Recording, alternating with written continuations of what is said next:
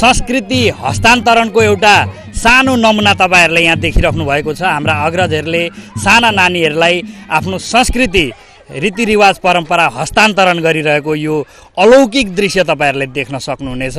उहाँहरुले यो कार्यक्रमबाट धेरै कुराहरु सिक्नुहुनेछ र अब नृत्य गरेर तपाईहरुलाई देखाउनुहुनेछ सबैजनाले।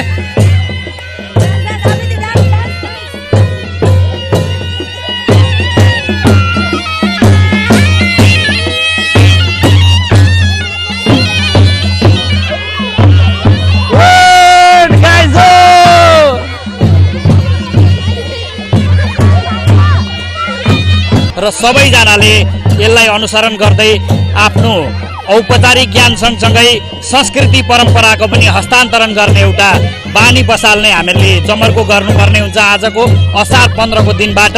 र यो असार 15 को दिन आजैका दिनबाट हामी सबैले अठोट गरौँ।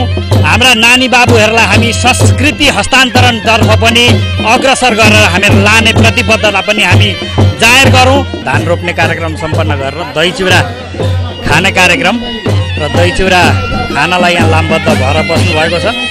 हामीहरूले देख्न सक्छौँ केराको त घरी नै छ, यहाँ केराको घरी नै छ, निकाल्दै खाँदै दही चिउरा हामीहरूले खाने कार्यक्रम गरिरहेका छौँ।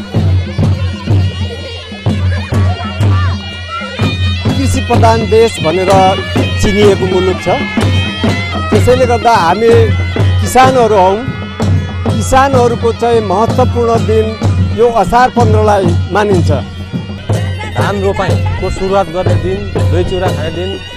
हाम्रा यहाँ वडा नम्बर 2 अवस्थित साङ्गवेद प्राङ्गणमा यो रोपाइँ कार्यक्रम आयोजना गर्नुभएको मैले पनि सूचना पाएँ। र हिजो धान बुझेको आदरणीय अग्रज व्यक्तित्वहरू, आज धान बुझेका हामी एक खालका युथहरू र भोलि यो धानलाई कसरी बुझ्नु पर्दछ भन्ने साना बालबालिकाहरूलाई समेत यो कार्यक्रमले सम्बोधन गरेको छ।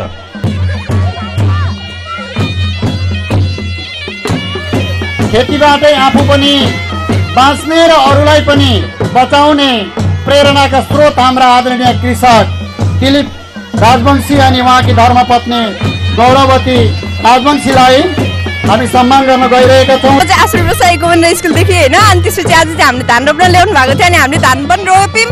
हामीले झन् डान्स त यस्तो गरेर गरिदिउँ कि होइन, झापा नै हल्लिन्थ्यो होला सायद।